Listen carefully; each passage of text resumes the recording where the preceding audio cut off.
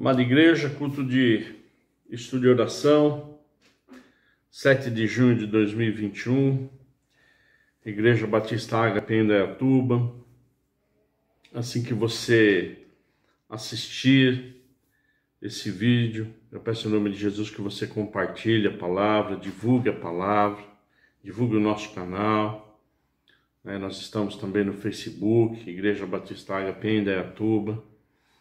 Nos meses de junho e julho agora nós estamos fazendo um panorama do Evangelho de João, Nós praticamente no mês de junho entramos muito na vida de João, de São João, do apóstolo João, da vida abençoada que ele teve, de como ele foi usado por Jesus Cristo, não só para escrever o Evangelho de João, mas para escrever as 3 cartas, joaninas, 1ª, 2ª e 3ª João, e um dos livros mais importantes da Bíblia, que é o Apocalipse, chamado de Revelação, que nós estaremos em nome de Jesus tendo a oportunidade de estudá-lo em mais profundidade na escola bíblica, agora em agosto. Vamos ao Evangelho de João no capítulo 20. Vamos abrir a nossa Bíblia no Evangelho de São João 20. Nós estaremos lendo os versos 30 e 31.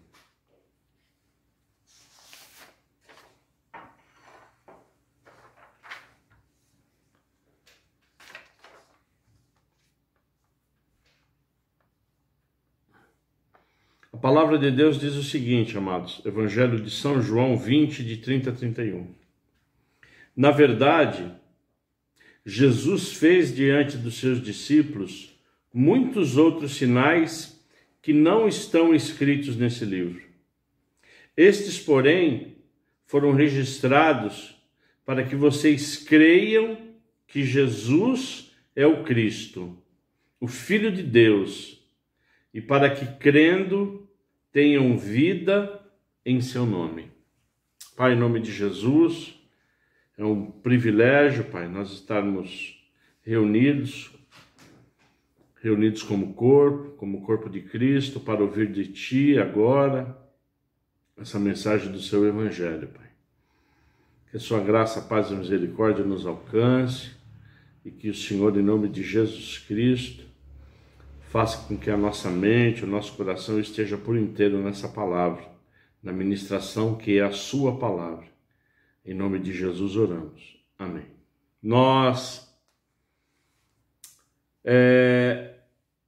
Na semana passada, nós havíamos comentado que no Evangelho de João, Jesus Cristo é apresentado como Deus,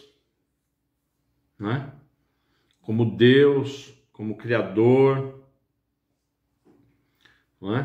Então não há distinção entre Jesus Cristo e Deus. Deus, Jesus Cristo, ele é o Deus encarnado. E o Evangelho de João também tem o objetivo de apresentar Jesus Cristo como Filho de Deus. Como Filho de Deus. Qual é o objetivo maior? Aos que crerem no Filho de Deus terão vida eterna. Tá certo? Então a função de Jesus Cristo qual foi? Ele veio ao mundo, sacrificou-se, segundo a vontade do Pai, está no nome acima de todo nome, e quando eu professo Jesus Cristo como meu Senhor e Salvador, Filho de Deus, eu sou salvo, e nós vamos falar disso hoje, porque Jesus Cristo é a fonte da vida eterna, eu sou escrito no livro da vida, e Jesus Cristo, ele se torna o nosso Senhor e Salvador. É por isso que quando oramos, oramos em nome de Jesus Cristo. A nossa oração sobe a Deus quando oramos em nome de Jesus. Então, na verdade, Jesus Cristo, é importante a gente falar isso quando a gente vê a palavra eterno. Jesus Cristo, ele é apresentado como Deus e eterno, né? Nós já estudamos isso na escola bíblica, a diferença entre o infinito e o eterno. Eu e você somos seres o quê? Infinitos. Por que infinitos? Porque temos começo, né? Amém? Então Deus nos criou, nascemos de um início, né? Na geração dos nossos pais. Só que nos tornamos o quê? Infinitos. Estaremos vivendo não só nesse plano, como em glória. Tá certo? Deus não. Jesus Cristo não. O Espírito Santo não. Ele é eterno. Ele sempre existiu. Nós não, às vezes não dá para a mente humana entender isso, não é? Mas Deus, ele existe desde sempre, né? Então é por isso que no Evangelho de João também é abordado Jesus Cristo eterno. E a ênfase, como nós estávamos falando, é de que Jesus Cristo, ele é a fonte de vida eterna. Por que fonte de vida eterna? Porque todos, absolutamente todos que nascem serão e são seres infinitos. Só que uns estarão mediante aceitarem Jesus Cristo como Senhor e Salvador, estarão com quem? Na vida eterna com Jesus Cristo, né? Aqueles que infelizmente, né, não crerem em Jesus Cristo, não receberem a Jesus Cristo, também viverão na eternidade. Viverão na eternidade, né, nós sabemos disso, no tormento. Tá certo? Então, nós só temos uma chance. A nós, aos seres humanos, só é dado uma chance para que nós recebamos Jesus Cristo como Senhor e Salvador. Tá certo? Então nós estamos aqui hoje para falar que quando nós estamos lendo e meditando e nos aprofundando no Evangelho de João, ele tem essa característica. E é com certeza, amados, com certeza, o livro, né, o Evangelho, que é mais utilizado na parte de evangelismo. Tá certo? Por quê? Porque é apresentado Jesus Cristo como uma fonte inesgotável. É apresentado Jesus Cristo, né, como uma fonte de amor. Aceitou, na verdade, obedientemente a vontade de Deus para morrer, morte de cruz, o amor, toda a bondade. E tem também, e há também, Jesus Cristo sendo apresentado como fonte de água viva. O próprio Jesus Cristo é a água viva que vai nos limpando, vai nos purificando, vai nos fazendo melhores, porque nós, não é, temos essa necessidade, amados, né, de a cada dia orarmos e buscarmos do Senhor para o quê? Né, alcançarmos a estatura do varão perfeito. E eu quero relembrar aqui que Jesus Cristo, ele é o Verbo. E ele foi apresentado como Logos, do grego palavra, não é? E apresentando Jesus Cristo como Filho de Deus. Amém, igreja? Isso é muito importante nós sabermos, porque Jesus Cristo, a sua palavra, ela é reveladora. E ela se revela conforme a vontade do Pai. Conforme o quê? A nossa obediência. Para fazermos o quê? A vontade do Pai. Então o grande desafio hoje do cristão qual é? É fazer a vontade do Pai, não é? Isso só a gente consegue com o quê? Por exemplo, nossos pais materiais. Como é que eu consigo fazer a vontade do Pai? Quando eu tenho intimidade, quando eu tenho respeito aos meus pais. Quando eu não tenho intimidade e respeito, não é? É quase que impossível, não é? Nós fazermos a vontade do Pai.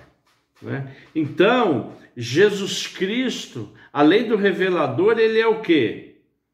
Além do revelador, ele é o quê? Ele é o Redentor. Vamos lá em João, Evangelho de João 1:29. Evangelho de João 1:29.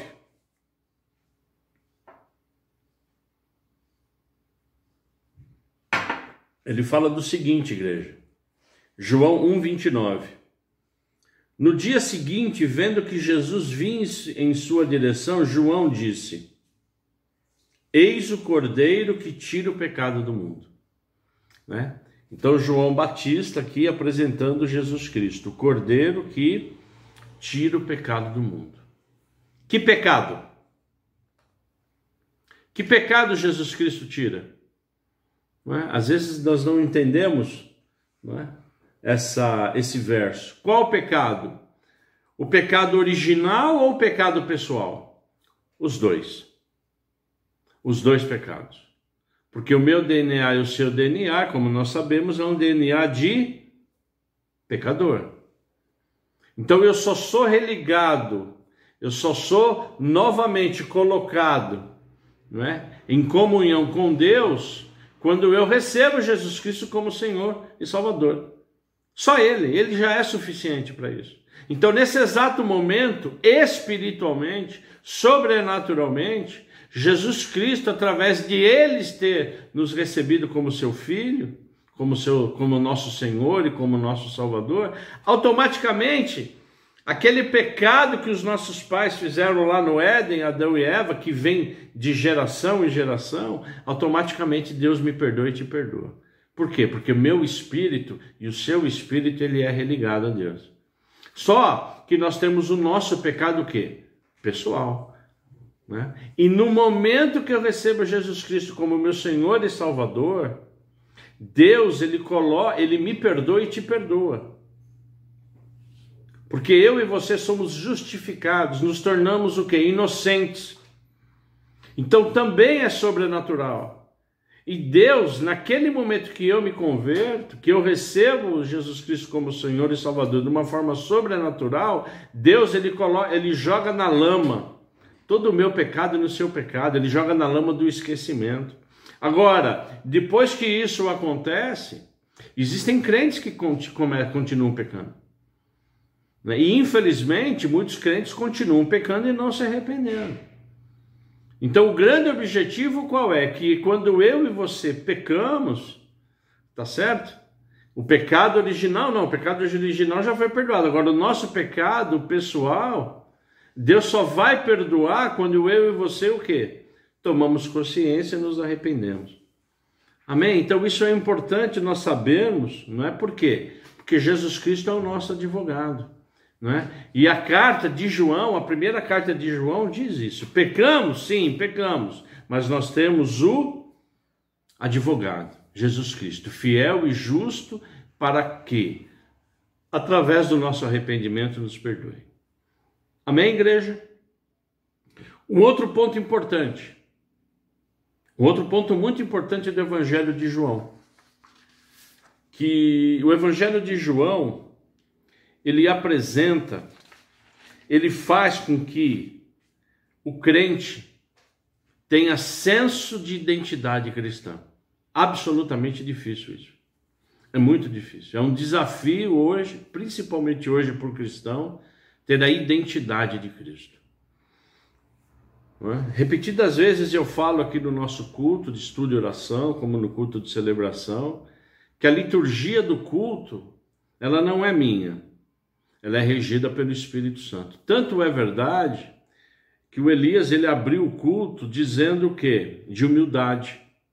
Quando ele leu a 2 Coríntios 4, de 5 a 7. Não é? Então nós somos ministrados hoje na abertura do culto por humildade. Como Jesus Cristo sendo o quê? A nossa luz. Que temos que ter o quê? Extremamente difícil isso. Humildade, coração de servo. Mas atributos extremamente necessários. Não é? Por quê? Porque o Evangelho de João nos leva a termos o entendimento e o senso do quê? Da identidade cristã. E o que é a identidade? A identidade, ela envolve o quê? Vários aspectos. Primeiro, modo de agir, gosto pessoal, modo de se expressar e de pensar, modo de caminhar na vida, modo de se posicionar. Agora, quando eu vou me aprofundando, não é?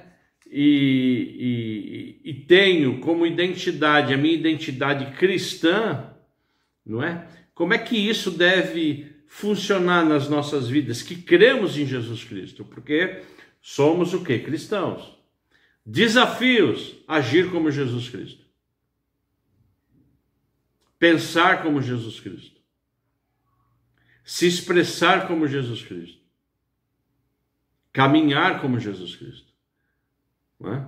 Esses são os grandes desafios do crente hoje, do cristão, daquele que realmente reconhece Jesus Cristo como Senhor e Salvador.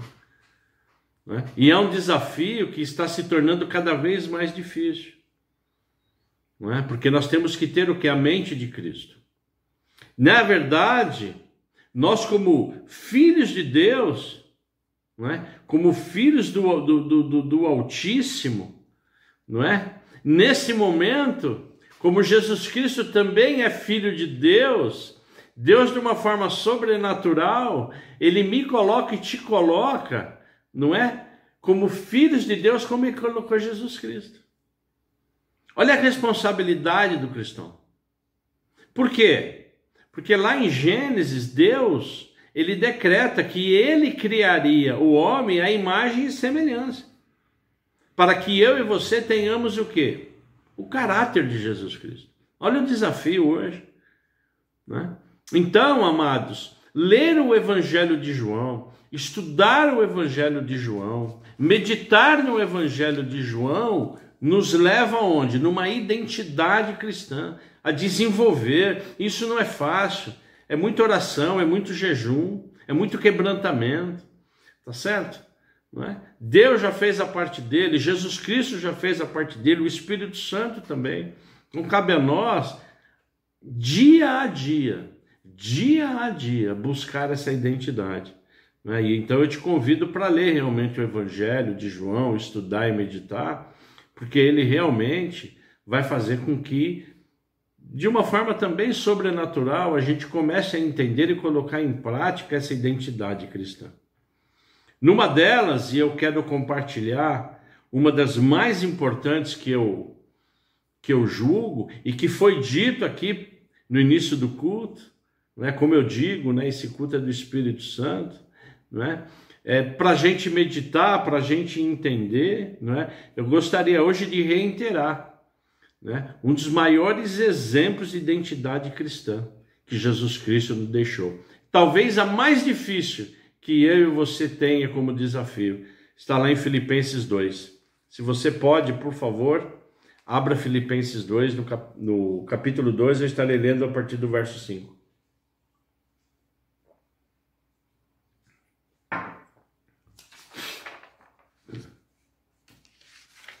Filipenses 2,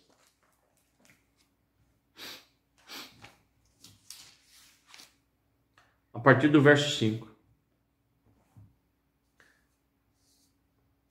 Vamos falar um pouco, nos aprofundar um pouco, só um pouquinho, na identidade de Jesus Cristo a partir de Carta aos Filipenses 2, a partir do verso 5. Olha o que fala o verso 5, igreja. Tenham entre vocês o mesmo modo de pensar de Cristo Jesus. Identidade. O apóstolo Paulo está dizendo para nós. Tenham, isso é uma ordenança do Espírito Santo de Deus. Tenham entre vocês o mesmo modo de pensar de Cristo Jesus. Que mesmo existindo na forma de Deus, não considerou o ser igual a Deus algo que deveria ser retido a qualquer custo.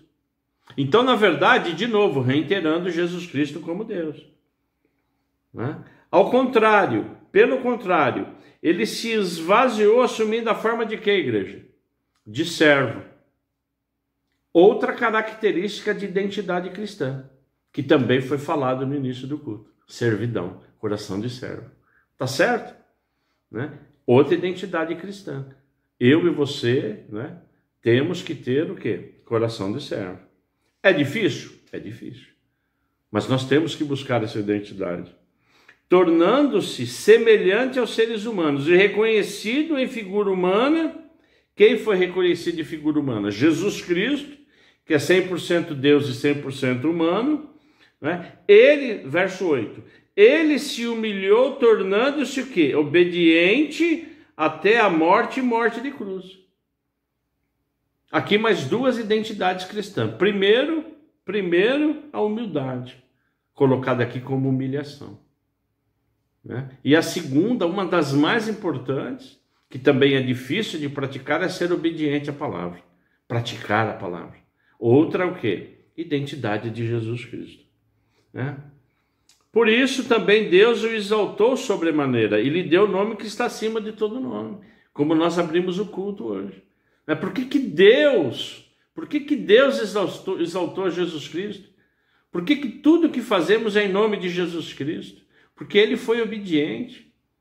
Ele cumpriu cabalmente toda a vontade de Deus. Amém? É por isso que é o nome que está acima de todo nome. Para que o nome de Jesus se dobre todo o joelho. E se dobrará. Isso é palavra. Amém? Apocalipse está aí. Que se dobre todo o joelho. Todo o joelho se dobrará a Jesus Cristo. Só que, infelizmente, alguns se dobrarão tarde demais, mas todo o joelho se dobrará. Todo o joelho falará, puxa vida, Jesus, o Senhor é o meu Deus. Não é? Porque todo é todo. Não é? E Deus, a palavra dele, que não volta vazia e é verdade, ele é fiel, a palavra vai se cumprir. Aqui, ó. 10. Para que o nome de Jesus se dobre todo o joelho, nos céus, na terra e debaixo da terra. O que quer dizer isso? Vai haver o julgamento. Os que estão embaixo da terra quer dizer o quê? Os mortos. Tá certo? Que hoje, né, quando morrem, nós sabemos que tem ainda consciência. Né? Amém? Aos que morrem em Cristo Jesus, né, estão com Deus, e os que não morrem em Cristo Jesus estão no Hades. Esperando o quê? O julgamento. E se dobrarão também. Se dobrarão o quê? Não é? A Jesus Cristo. Tá certo, igreja? Isso é líquido e certo. Não é? Nos céus, né? Quem se dobrará os joelhos no céu? Quem está no céu? Né? Todos os anjos, né? Todos, anjos e demônios, todos reconhecendo que Jesus Cristo como Deus. Tá certo? Né? E toda língua confesse que Jesus Cristo é o Senhor, porque isso vai acontecer. Então o grande desafio hoje qual é? É que todos confessem Jesus Cristo como Senhor e Salvador. Para quê? Para a glória de Deus Pai. Amém, igreja? Então eu quis falar um pouco dessa identidade cristã e carta aos Filipenses 2, de 5 a 10, né, a 11, ela nos dá um entendimento dessas identidades para que a gente pratique, para que a gente esteja realmente em oração pedindo a Deus que a gente pratique, né? Porque é uma das identidades cristãs mais difíceis, a humildade, né? E isso eu estou falando a partir da minha vida, tá certo? A humildade, não é? A mansidão, domínio próprio, que são frutos do Espírito, tá certo? Amém? Mas que a gente busque, amém? Busque como cristãos. Amém, igreja? Vamos orar? Pai, em nome de Jesus, é um privilégio nós estarmos aqui, Pai, na sua presença, para receber mais de Ti a sua palavra, que é a sua palavra, Pai. Obrigado por tudo que aconteceu no culto. Obrigado pela abertura, Pai, onde o Senhor realmente vem nos falando e nos falou, né, de toda a sua servidão, de toda a sua humildade, dos cânticos que foram entoados, da ministração, Pai, e oração, consagrando a Ti os nossos dízimos e ofertas. E agora, Pai, em nome de Jesus, a sua palavra revelada, e que o Senhor esteja conosco também, Pai. Após essa oração, nós estaremos orando pelos pedidos da semana, pelos pedidos, Pai, conforme a sua vontade. Em nome de Jesus, que o Senhor nos ajude, que o Senhor nos auxilie, Pai, através do seu Espírito Santo, a buscarmos cada dia mais a identidade cristã. Essa identidade que foi dita aqui, essa identidade que foi trazida hoje, uma identidade de servidão, de humildade, Pai. de obediência a Jesus Cristo, de obediência a Deus, Pai. Em nome de Jesus Cristo, eu oro agradecido por mais esse momento que o próprio Espírito Santo vem nos ensinar, vem nos capacitar. Eu oro em nome de Jesus. Amém.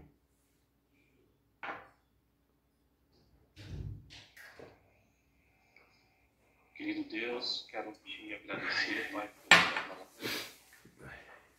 Agradecer porque o Senhor conhece os nossos corações, o Senhor conhece as nossas necessidades e o Senhor supre as nossas necessidades através da tua palavra, Senhor.